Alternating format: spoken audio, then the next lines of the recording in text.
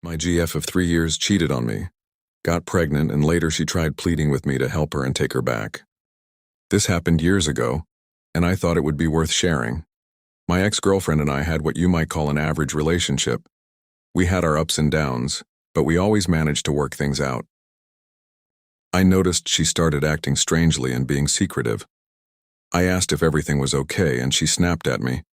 She was also getting sick. Her daughter told me she was throwing up. One day I messaged her and she never responded. I called her, and there was no answer. This wasn't unusual for her. However, the next day I still heard nothing from her. This went on for a week. I went to her place, but she wasn't there, or she wouldn't answer the door. She totally ghosted me. I texted her and asked if I did something wrong. I can see she saw my texts, but she wasn't responding. She's a religious person, so I texted her, "I'm sorry for whatever I did, even Jesus forgave Judas."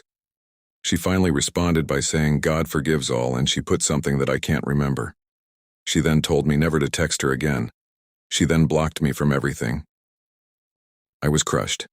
It took me a few weeks just to process this. Then, about 3 months later, by coincidence, I was dropping off a patient at the hospice facility where she worked. I didn't see her SUV in the parking lot, so I figured she wasn't there. I was talking to the nurse, and she recognized me and asked how she was doing. I told her we had broken up, and the nurse told me my ex was terminated because she damaged one of the company vehicles. Then she dropped the bombshell. She asked if I was going to take care of the baby when it was born. She was pregnant at that time. I think she was 5 months pregnant. It wasn't my baby either, because I had got the snip after my daughter was born. I felt my stomach dropped after that. It took me a while, but I finally moved on with my life and started dating an RN I met at the hospital. It had been about 1.5 years since all that happened. Then, out of the blue, I started getting texts from a number I didn't recognize. They were all about forgiveness and hoping I was doing well in life. I didn't respond back. Then one day when I was getting off duty from fire dept, I saw a note on my truck, and it was from my ex.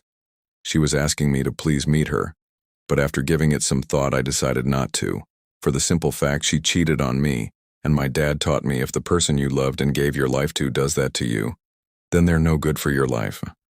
The number I blocked shortly after that. A few days later, I arrived home, and she was there waiting. I ignored her and kept walking, and she pretty much made a scene because I did that. I told her, "What the hell do you want?" And she said she was sorry. The father of her daughter came back into her life, and she wanted to be with him again, and she didn't know how to tell me. He got her pregnant, and then left her again. She was asking for help because she couldn't afford to pay her bills and support her 2 daughters. She was also going to be evicted from her place. The job she had wasn't paying enough. I was indifferent about the whole thing. I was mad at her because what she did, but I felt bad for her daughters. I cared a lot for her oldest daughter, so I did something with thinking. I handed her $100 and told her to buy them food and said, "Swallow your damn pride and move back in with your mother."